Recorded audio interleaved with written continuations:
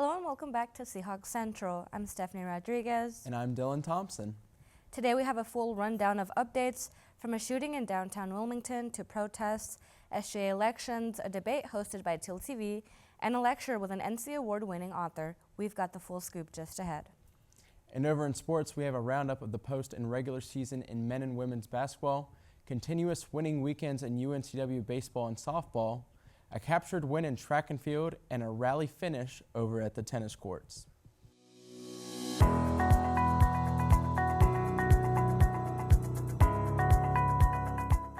The Wilmington Police Department is investigating a fatal officer-involved shooting that occurred on March 8th in a downtown parking garage where a man was shot and killed after a police encounter. The State Bureau of Investigation have identified the man as 21-year-old Edilberto Espinosa Sierra. According to WPD, officers were called to the scene after a man was found with a gunshot wound. Witnesses pointed them to Espinosa's vehicle, which fit the suspect's description. Espinosa refused to comply and drove off, struck another vehicle, to which officers fired multiple shots in response. Espinosa was not the suspect they were looking for, and according to his family, he was unarmed. According to WECT's interview with Espinosa's family, they believe he was just at the wrong place at the wrong time. ILM Action, Wilmington's nonpartisan activist organization, organized a vigil and peaceful protest on March 14th to give Espinosa's family a safe space to speak to the public. The demonstration took place right after the St. Patrick's Day Parade in downtown Wilmington, where dozens of people took to the streets in support. We are here to protest because we don't want this happen to other families. We are protesting because we need justice. We don't receive any notice from the Wilmington Police Department or SBI to what happened to my nephew. So we are here protesting because of that. So we don't want that for other families. He doesn't deserve to die like that. Too many children. To one person? No, it's not just. The Wilmington Police Department answer our questions because we stay here for 6 hours asking, recognize the body, and they don't let us to recognize. Yes, we stay here standing parking garage while his body was there inside the parking garage. We was outside. Espinosa's family is seeking justice, and the officers involved in the shooting have been placed on paid administrative leave until the outcome of the investigation. SGA elections are now open for voting. Polls will be open now until Thursday, March 19th at 3 p.m. TealTV hosted a debate featuring Tucker Hall as the host and Lee Danks as a moderator, representing the Dialectics and Ethical Parliamentary Society, UNCW's debate club. So before you cast your vote, be sure to check out the full video on YouTube at UNCW TealTV to know exactly what leaders you're voting for. Now we'll turn it over to Caroline for more on an award-winning author and a lecture hosted by UNCW's English department. Thanks, Stephanie. On the Wednesday evening before spring break, the UNCW English department hosted a powerful voice from the western part of our state to the coast. Award-winning author David Joy brought his blend of Southern tradition and modern storytelling to the Catherine K. Buckner Lecture. Joy began the evening by introducing the crowd to his work, reading an excerpt from one of his novels. As a 12th-generation North Carolinian, his roots deeply influence all 5 of his books. He shared with the crowd that his most recent release took over 10 years to fully write. His dedication has reached far beyond the page. One of his novels was recently adapted into a feature film starring Billy Bob Thornton. Following the reading, Joy was accompanied by Dr. Allison Harris for a Q&A session where he dived into the deeper themes behind his writing. He explores the complexities of modern life, tackling the kind of deep-rooted social themes that challenge readers to see the world from new perspectives. During the discussion, Joy told the audience, quote, "Art is an instrument of potential change." He spoke candidly about the challenge of bridging different life experiences, such as writing from a perspective outside of his own, noting that reading is the best way to gain insight into other cultures. Before wrapping up, the author gave the audience a sneak peek at his next project, an upcoming book titled Del Rio. For more information on the Buckner Lecture Series, you can visit the UNCW English Department website. Stephanie. Thanks, Caroline. Now we'll swing things over to Dylan for more on sports.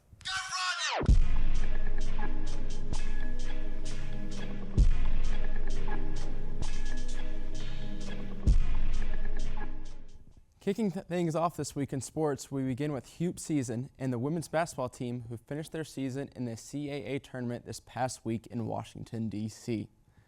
The women entered the tournament last Wednesday and were able to advance past the first round with a nail-biting 51-50 victory. The women quickly turned to other CAA opponent in Monmouth. However, despite the great fight, our Seahawks fell in the second round. The women this season battled through injuries and adversity and showed their fight until the very end. A huge thank you to all our seniors in McCall King, all CAA guard Rory Cox, Kate Hollyfield, and Mary Ferrito. We thank you for your leadership and wish you the best in your bright futures ahead. Over to the men, their postseason is not over yet. The UNCW men's basketball team finished with a 26-5 regular season record to claim the CAA regular season title. With this title, the Seahawks claimed the top seed in their conference tournament. However, it seems seeding did not quite matter. In their first matchup against CAA opponent Campbell, the Hawks struggled to find buckets in the second half against a 16-0 run for the Camels. This drought forced pressure on the Teal and led to a shocking loss in the Seahawks' first-round appearance in the tournament. Despite the early loss, the men were able to draw luck for a spot in the National Invitational Tournament, better known as the NIT.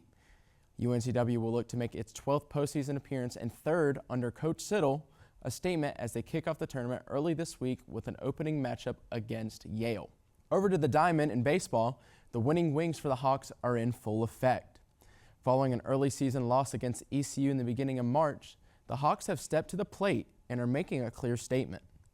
Since the loss, the Hawks have won their last 7 straight games, including series wins against Elon and Jacksonville, along with a solo matchup win against Charleston Southern. In this 7-game win streak, the Hawks have amounted as a scoring threat, outscoring opponents 69-18, including 2 7-inning run finishes.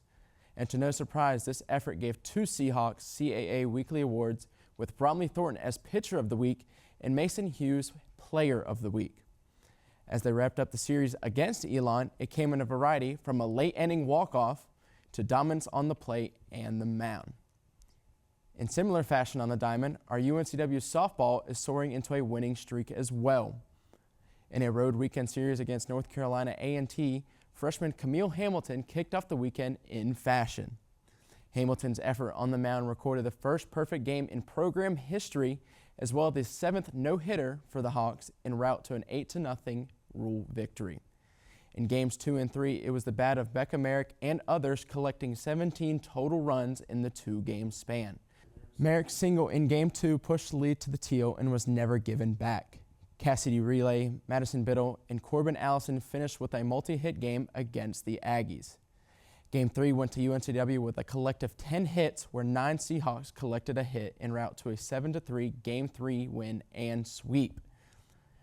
Over on the track, our women's track team ran away with the Myrtle Beach Collegiate Challenge with 5 event wins for our Seahawks. This event also led to a 3rd-place finish for our men, with Cameron Wright and Lucas Smith adding a gold finish in the 400-meter and 110-meter hurdle. Congrats, guys. Rounding out our sports at the tennis court, women's tennis flew past Queens in shutout fashion. In the doubles matches, the Hawks were victorious in back-to-back 6-2 wins in singles. Etta Arley posted 2 6-4 wins, followed by shutdown single wins from Alicia Erbrun and Gabby Glickstein. In CAA play for the men, it was Oscar Baumgartner with the clutch gene. Oscar went 3-0 against William Mary, including a 6-1 third set to win and seal the winning point. And that about wraps up our time here on Seahawk Central. If you have any news with these stories, email us at seahawkcentralnews@gmail.com. And make sure to stay up to date with all UNCW sports by following at Seahawk Central Sports _UNCW for updates and future exclusive content for the 2026 year. I'm Dylan Thompson with sports.